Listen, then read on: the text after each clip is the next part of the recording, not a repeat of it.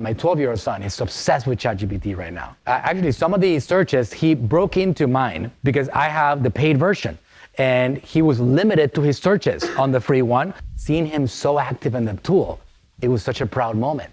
And my wife was like, oh, don't teach him how to cheat in school, how to do this, how to do that. And I'm like, it's such a proud moment. It is.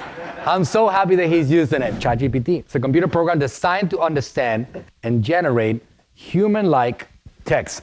It is the fastest growing tool in the history of humanity. No tool has ever been used faster than this particular tool. And it's for a reason, right? They had somewhere around 1 million users in the first 5 days since the launch of the tool. So it's this power generator that is able to convert this information that you're giving it into things that you can use. That's GPT, generative pre-trained transformer, ChatGPT. The generative aspect means that the model can generate text based on the input it receives, and pre-trained means that the model has been trained on a large data set before being deployed for tasks like chat-based conversations. Transformer part refers to the specific neural network architecture used in the model. The name ChatGPT reflects the model's ability to engage in interactive conversations and provide responses based on the input it receives. And that's the very cool things about it, because the word that we use is conversational. It's conversational. Don't switch the subject, which I highly recommend that you upgrade to the $20 a month plan. If you have a free one, it's free, but upgrade because it's going to give you more speed, it's going to give you more data, it's going to be faster in general. So you have conversations. All of these are separate conversations. And one of the things that I'll tell you as a very important practice when using ChatGPT is to never mix the conversations. Because it doesn't matter if you start the conversation today or you started 17 days ago, the tool continues the conversation with you. And you're gonna have a long convo about that subject and keep on getting better and better in that subject. My 12-year-old son is obsessed with ChatGPT right now. Actually, some of the searches, he broke into mine because I have the paid version. And he was limited to his searches on the free one. This is the 12-year-old, all right? And we had a discussion at the house because for me, seeing him so active in the tool, it was such a proud moment. And my wife was like, oh, don't teach him how to cheat in school, how to do this, how to do that. And I'm like, it's such a proud moment. It is. I'm so happy that he's using it. I told him to stop breaking into my ChatGPT. He'll keep on breaking into it. For example, check out some of his searches over here. Funny jokes, right? He made a table of the funniest jokes. There's fun and there's practicality to it, right? But anyways, let me show you another one of his cool searches, some of the hilarious ones. Should I call an ambulance because it looks like you fell out of heaven?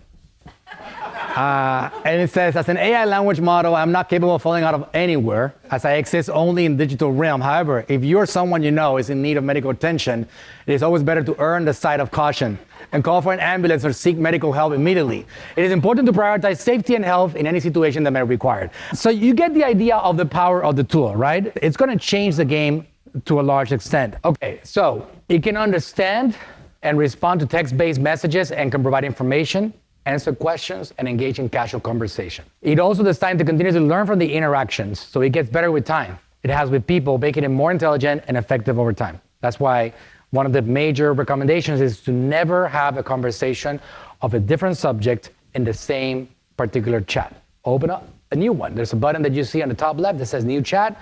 Whenever you want to talk about a different subject, click on that button that says New Chat. All right, very important to keep that history there. Microsoft actually invested $1 billion on ChatGPT in November of 2022. Early 2023, they gave it another $10 billion. So now, for example, when you go to the browser, Microsoft's browser called Edge, it's now really using ChatGPT for search. That's basically what's happening on it at this point. They went super deep into the use of this particular tool for their browsing. That's where Google felt a threat, and they started working on their own things to try to compensate some of the attention that was being taken on these other platforms. The history of ChatGPT begins with a nonprofit organization in which Elon Musk invested in because he wanted to start figuring out how to use technology, artificial intelligence, to be able to actually get help to society and the world and improve things. And it converted into a for-profit company. And that's when he backed out of it. And then other investors came in and they became a whole business.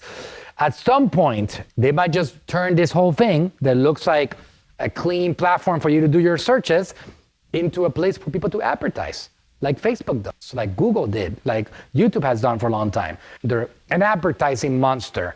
That's what sustains. Facebook is going to be free for life. Well, yes, for us, because we are the products of Facebook. We are what Facebook uses to determine how much they charge for their advertising. You might not realize that, but like Natural Slim has products that we sell, we are the product itself. So they don't have to sell us anything. It doesn't make any sense.